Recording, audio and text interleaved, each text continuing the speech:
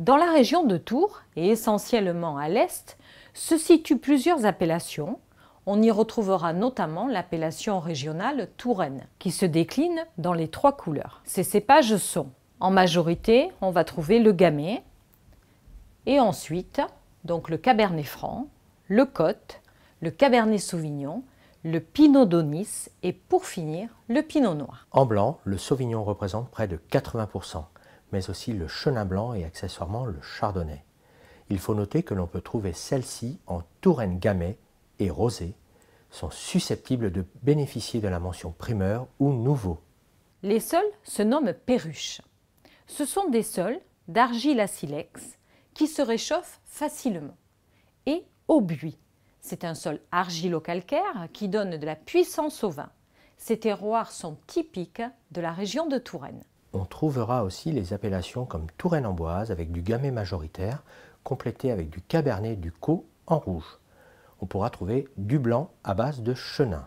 Une autre appellation, le Touraine à Zellerideau, avec une obligation en rosé d'un cépage qui est le grelot à hauteur de 60%. Pour les blancs de l'appellation Touraine à Zellerideau, ils devront être en 100% chenin blanc. On retrouvera aussi l'appellation Touraine Chenonceau, avec le cépage Sauvignon blanc et en rouge le cabernet franc et le côte. L'appellation Touraine Mélan, issue des cépages en assemblage de gamay, cabernet franc, côte pour les rouges, et de chenin, parfois assemblés avec du chardonnay en blanc. Puis nous terminerons avec l'appellation Touraine Wally, issue de cépages Sauvignon blanc sur une superficie de 21 hectares. L'appellation Montlouis-sur-Loire en sec devra comporter moins de 8 g de sucre résiduel par litre. Il est à boire ou à garder suivant la méthode d'élevage. Des vins au profil tendu, frais, parfois vifs, le bon accord mets et vins des Montlouis secs s'allieront parfaitement avec les poissons, saumon cru marinés, des poissons de Loire grillés comme le sandre, le brochet, l'anguille, mais aussi les Saint-Jacques poêlés seront le parfait accord, notamment avec des produits marins. Avec les demi-secs, qui se situent entre 8 g et 35 g de sucre résiduel par litre, ce sont des vins à boire, à garder, suivant la méthode d'élevage. Ce sont des vins qui ont un juste équilibre entre le sucre et l'acidité.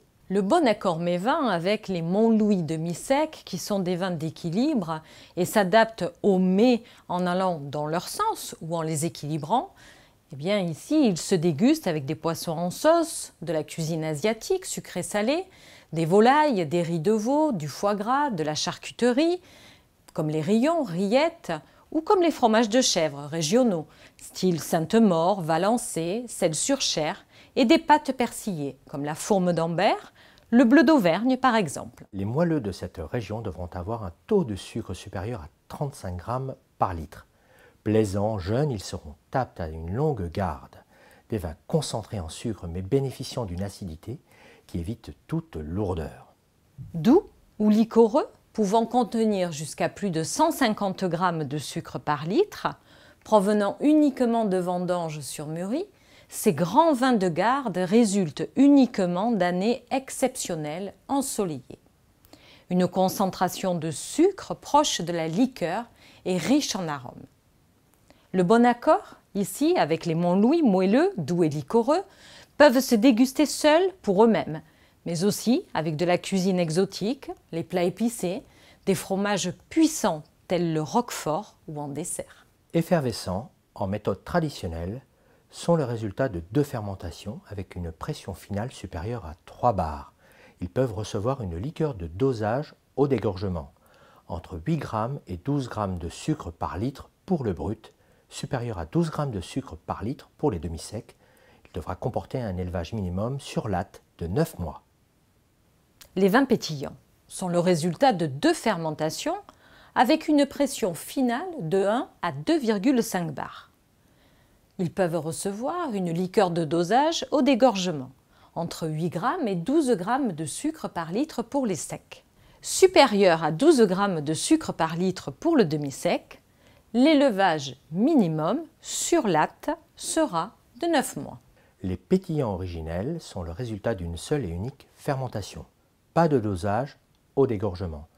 L'élevage doit être au minimum sur latte aussi de 9 mois. Vouvray est sûrement l'une des appellations les plus prestigieuses du vignoble de la Loire, qui produit des vins blancs secs, moelleux, mousseux et pétillants. Ce vignoble est situé sur la rive droite de la Loire, en pleine Touraine, à l'est de Tours. Il existe depuis le IVe siècle. Les vignes de Chenin croissent sur le sol de tuffeau, d'argile à silex et d'éléments argilo-calcaires.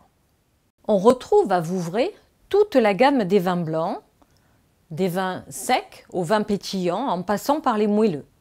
Le vin de Vouvray sec présente une robe jaune pâle au reflet vert, le nez marqué par les notes de fleurs blanches et d'agrumes comme le pamplemousse. En bouche, c'est un vin droit, bien taillé, à la matière fraîche, fine et minérale, avec une belle persistance aromatique en finale. Il est excellent sur des charcuteries locales servies à 10 degrés. Le vin Vouvray moelleux offre une robe jaune paille soutenue au reflet doré. Le nez est superbe sur des notes de fruits confits et mûrs. Aux portes de Tours se trouve l'appellation Touraine Noble Jouet en rosé. Ce vin gris assez original est issu d'un subtil assemblage des 3 pinots.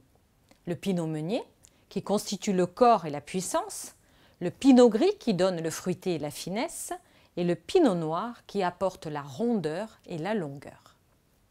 Situé en plein cœur du Val-de-Loire, le vignoble bourgueillois étend son emprise sur 1300 hectares. L'appellation Bourgueil ne produit que du rouge et du rosé sur des sols de tuf, de nature argilo-calcaire ou de sable et de cailloux appelés localement graves.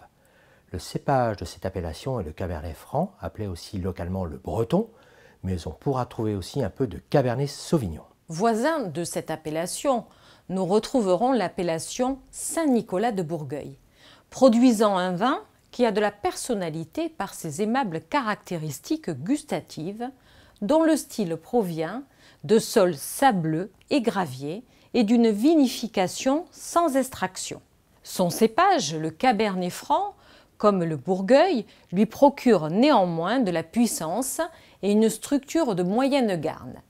Son intensité aromatique exprime les qualités subtiles de fleurs et de fruits rouges, comme la cerise, ce qui le rend plaisant dès le premier coup de nez.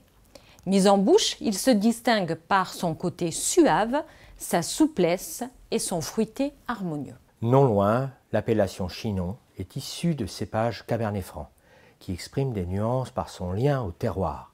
Né sur des sols légers, constitués de sable et de gravier au bord de la Vienne, le vin de Chinon est rond en bouche, souple et plaisant.